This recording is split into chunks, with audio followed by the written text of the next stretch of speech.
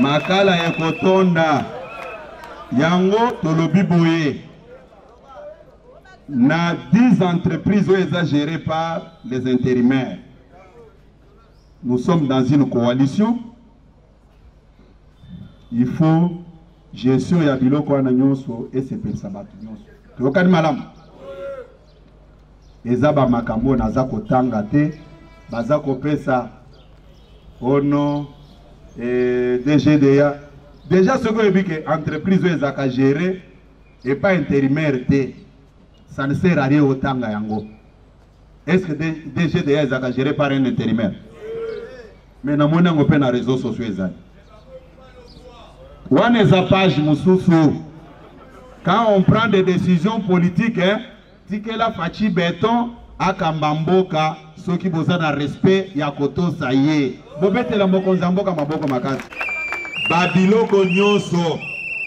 Tango pe toza kosala ba répartition. Naza ko yebisa bino boy. Po bolemisinga pe mingi na téléphone. Naza ko yebisa bino boy.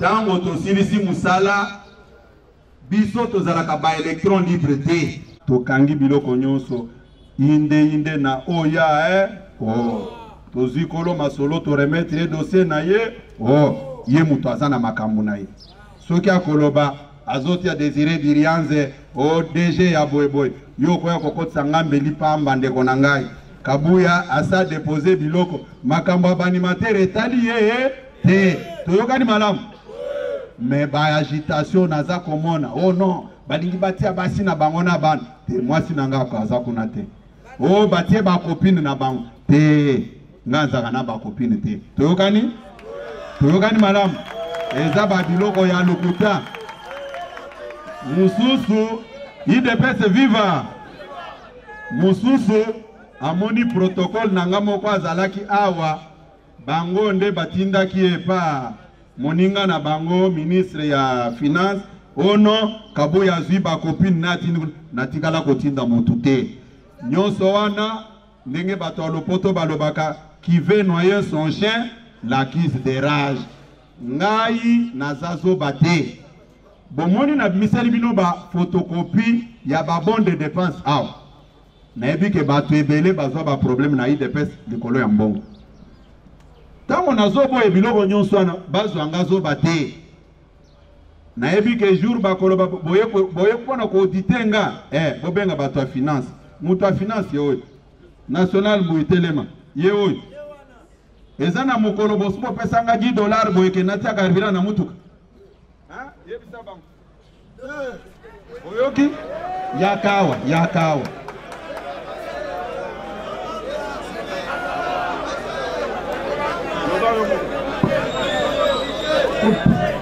opesi ya mokolo moko mbongo ya carburant te asengaka te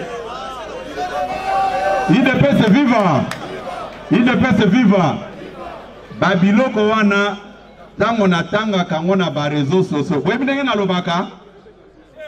nalobaka batu oyo ndenge baza wana bakoya boye ndenge bazali awa balobi ndenge bavandi bango nyonso OCG zosomba karibira andoro ya kesi na bango metango na tanga kabiloko wana nalobaka nini oh fuite moko esalemi na CNPP kuna bato bakimi pona CNPP nde sika bato ya maboma bazalaka soki natangi kaka ono kabuya vole l'argent nalobi oh fuite esalemi na CNPP baye kokota koto oyo po bambrie situation. Il faut tozala exemplaire na makambo nyonso toza kosala toza kobundisa na pamba soki bato baye o baza komoneye ba poste ya ba mandataire balobi baza komoneye ba poste ya ba mandataire bozali awa nani na kati na bino asa zombongo aye kopesa nga po abima mandataire nani atombola musapi a confondre nga devant ba journaliste non nalobi bino moko d'abord bozoluka misala sikoyo mbongo ngo bozweli wapi balobi no batindi batu na bango kuna bakoma ba conseiller mais bango baza ba cadre à parti bayebani baza ba secrétaires nationaux. Oh non, batindi bato toyebite. Les deux nationaux, mettez-vous un peu debout. Bino boyebi, maître Antoine te. Hein? Boyebi, bobetele maboko. Kasi bato bazo yebisa bino ke batindi ba relation na bango batu toyebite na parti nde bango. Bino boyebi maître Daniel te. Bao basala prison bayebi ke abando la tato jazo kendo défendre bango na makal. Mais bato bayebi sakabino ke o batindi batukuna toyebi bango te. Mususu ayibi batu bambongo o azo former batu. Ayibi mbongo net aza na compétition. Un voleur que l'humanité n'a jamais connu. Mais le collègue aza muyibi alobiono base botelema basa koko sabino na makambo 70%. Oh, ngana lobaki, vous les ministres, il faut nous réserver un quota de 70%. Et comment ki nyongo na bandolanda bango na munduki? Soki bango baboy, sinazongi na koti na bureau na ngana vandi. Est-ce que zaki confrontation alikam? Pona nini na boya ki kolandela ka babiloko wana? J'étais en train de créer les nouveaux patrons. Les mêmes personnes babando qui n'est pas ba ministre. Tout ça d'accord na makambo kabu ya zolo bana te. Ayebi bien que avant l'ongwe pas ministre, bon tu prends ton carburant $500. Nan le bien, na komi ko sala ba nouveau riche na kolandela makambo wana te. Yango sko moni bakanda, les mêmes personnes ba au base, ba kosibino, ba zolo belo côté. Non non, tout homme sérieux. O ayebi bien que si je suis là où je suis aujourd'hui, c'est grâce au parti, puisque na sala qui concourt mon côté pour bâtir un ministre. Bon, on doit relancer les débats autour de 70%. On doit relancer ça. Na lobby, non.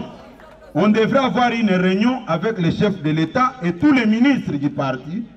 Mais malheureusement, Bamsous Bazaki en déplacement. Bamsous Babengaki Balobino, secrétaire général, c'est important. Il faut bisogno Sotozal. Même 10% Bako Sakabinoana. J'ai les tableaux. N'a pas affiché tableau. Hein? Puisqu'il y a toujours les mensonges. Yango na lobby nazako sal sa tableau munene. Ebele bakokima bakokota kawate. Ndenge nasina lobaki ke moi je suis ici pour défendre les intérêts de la base du parti. Nazana bino nakotika kabino te. Nazana bino awa. Mususu akomi alobi boye. Est-ce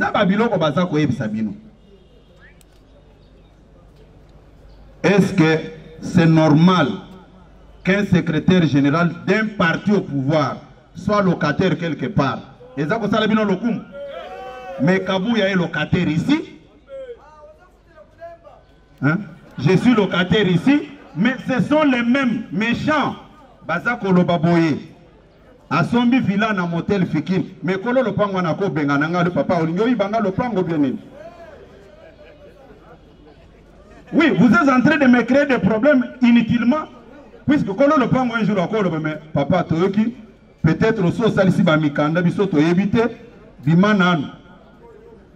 Hein? Bomona kaka et ça va vous arranger quand votre secrétaire général va déménager que non babimisien dans le pan et que vous allez au monabino. Mais botala na niveau ya motema mabe. Est-ce que c'est interdit aujourd'hui que Kabouya, s'il a l'opportunité, ya kosomba ndako asombate? C'est quelle convention? Hein? IDPS viva. J'ai abordé tous ces points. Écoutez, j'ai abordé ces points-là pourquoi? Ngai naza matérialiste té. Na 2003, j'étais encore étudiant. Na somba kama lopango nanga na komi na Mongafu. C'est là où j'ai laissé ma petite parcelle et j'étais encore étudiant. vu mes fonctions, je ne pouvais pas être loin de la permanence. J'ai accepté d'être locataire, ça me porte paix. Que les gens se tranquillisent. Si Dieu a prévu que Nakosomba Bavila, Nakosomba Yango, personne ne peut arrêter la volonté de Dieu. Je pense que Makambo et Bandaki Kotumbi Sabino, nous attendons au retour du chef de l'État, ce qui a Koyem Sabino, que Boluka, Batu, Kokiko Kazé, n'a pas posté à ma mandataire, on va le faire.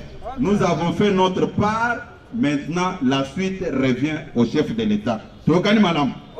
Ce qu'on met quelque part, même Moutouana dans la police, il n'est pas différent d'un criminel. Tokani madame.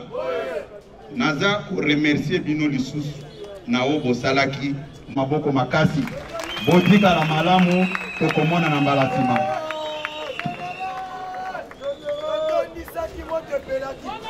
Merci beaucoup. Et aucune disposition n'interdit à un cadre de l'UDPS de s'acheter soit une parcelle ou des parcelles. Aussi longtemps que le président Kabundo, c'est un travailleur, c'est quelqu'un qui travaille, il est aujourd'hui à l'Assemblée nationale. En dehors des dons qu'il pouvait recevoir des gens, il a la possibilité aussi de s'acheter des parcelles aujourd'hui là.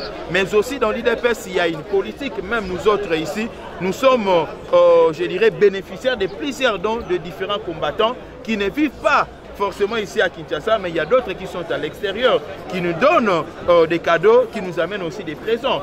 Je peux porter aujourd'hui des habits, je peux avoir aujourd'hui peut-être des belles chaussures, demain ou après-demain je peux être véhiculé, je peux avoir aussi des parcelles, mais cependant en coulisses il y a des donateurs de l'UDPS parce qu'ils aiment la Ligue. Le secrétaire général a donné comme espoir aux combattants. Ce qu'il a donné comme, oui, ce qu'il a donné comme espoir aux combattants concernant les nouveaux mandataires, il a dit d'ailleurs, il n'y aura qu'à traiter sur les 10 entreprises dont le chef, dont il y avait des intérimaires. Ils ont eu à statuer sur ça, ils ont eu à travailler. Nous sommes dans une coalition, vous voyez, nous avons des camps, d'ailleurs il y a le CACH et puis il y a le FCC. Le FCC a plusieurs partis politiques et aussi le CACH a plusieurs partis politiques, bien qu'il y a des grands partis politiques. L'UDPS qui est le plus grand parti politique suivi de l'INC. C'est-à-dire, lorsqu'il y aura question de partager les postes des mandataires, ce qui va revenir au cash sera aussi partagé avec l'UNIC, nos différents alliés que nous avons. Donc à cela, il a demandé juste aux combattants de rester calmes. Ce n'est plus à son niveau ou à leur niveau parce qu'il y avait aussi les présents Kabound comme étant participants plutôt à, je dirais, à ces pourparlers là, donc à ces discussions. Alors, il a dit qu'il est question au président de la République de jouir, je dirais, de ses prérogatives. C'est à lui maintenant, dans son pouvoir discrétionnaire plutôt, de savoir qui va choisir pour mettre ou pour placer comme étant mandataire, DG, PDG, etc. dans une entreprise quelconque. Un petit résumé en lingala, Nabandeko Bazali ko Landabiso, le lot qui na matinée politique ya Kafu Kafu, le secrétaire général Monamboka Augustin Kabuya, ayebaki na kozongisa batu na kati ya nzela liboso, apesaki mbote pe longonya na ba combattante na ba combattant nyonso ya UDPS ainsi que na ba congolais nyonso o ba yaki lokola bati sekedi se lokola ba congolais pour na ko célébrer 38e année anniversaire ya UDPS et ça qui na kati ya stade de Martyr bomona ki biso nyonso to mona biso que stade de Martyr ezalaki ya kotonda tembe ezalaki te parce que mutu nyonso alingi lelo to lobi bokende na regroupement te bokende na lisanga te bokende na parti politique parce que UDPS a rempli le stade en tant que UDPS un seul parti politique. Ce bino obeti masanga tu comprends que nous obéissons à Massanga. Pas abisso de Massanga, c'est que tu retournes à 5 partis, 5 plutôt martyrs.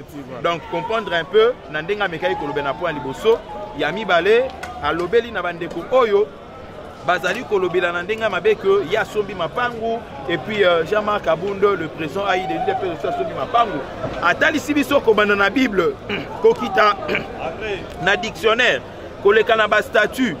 Nabiso kokota tina constitution et si la morote lobité que non sur Rosali cadre IDPS okoyi kosomba le pangote mais sur opportunité monani na ndenge ya koyiba te na ndenge ya malamu ozwi mbongo na yo na ndenge ya malamu mutu asali yo donc okoki kosomba lopangu te soki osombi lopangu nde ekomi lisumu wana ezali un débat faux ya kotia yango mopanzi. Et le lot Jean-Marc Kabund, mon amboka Jean-Marc Kabund, il a d'abord la parcelle au Basala qui est donc c'est un Congolais au Azali Congo. Et le lot au Azali Kotonga Yango, c'est facile parce qu'il est vice-président de l'Assemblée nationale. Azana ba perdième naie, Azana ba avantage naie, il a son émolument, il a son salaire. Et bon on sera bien que non bon on a ngai des abonnés concentrés yango na tonga lopang pona bana na ba fandara. Et comme ils sont les soumou. Donc tozongi si bande konanzele et puis tokiti pona kotalisa maloba oyo Kokonyangi alobaki na niveau na akokai koloba yango te ayokisi soni makasi na autorité morale na bango ezali Joseph Kabila parce que soda na mboka na biso azalaka apolitique makamba politique etalaka ete le commandant suprême le loi forces armées de la République démocratique du Congo ezali Félix Antoine Tshisekedi soki lelo mutu akoyoka pasi makasi na ndenge Delphin auti kokufa ezali le commandant suprême parce que ebi ke l'autre toza na guerre na kati ya mboka na biso tozali na guerre te mais tozali juste na je dirais na ba rebelle te mais ba terroriste moi ba mouvement moko ezali kokota pona kotiaka moi ba instabilité na moi ba point moko bo ya mboka na biso alors tozaki na posa ya mutu lokola Delphin o azalaki chargé ya renseignement pona ebisaka biso makambo ezali koleka ndenge nini. Mais malheureusement, tout la mouika na tongo boye akufi akei. Banquette ezali ko koba pona koluka koyeba eloko nini oyo ebomie. Donc c'était dans l'ensemble oyo le secrétaire général alobaki na biso et puis alobeli makambu ya bandeko mususu bazali kolobaki non. Ba nomination oyo ezali ko salama peut-être au sein du parti tout ba proposition ezali ko salama ezali légalité. Nzokande ezali légal parce que ezali ba consultation oyo esalemi entre les nationaux ou les chargés, il y a organisation qui na différentes bases na biso te na différentes fédérations pour parler na bande koana. Il s'agit déjà pour la que dans les jours à venir il y aura de nouvelles nominations na kati il y a exécutif il y a UDPS. Merci. Sikali ya biso ba combattants na ba combattantes donc décorer les messages wana na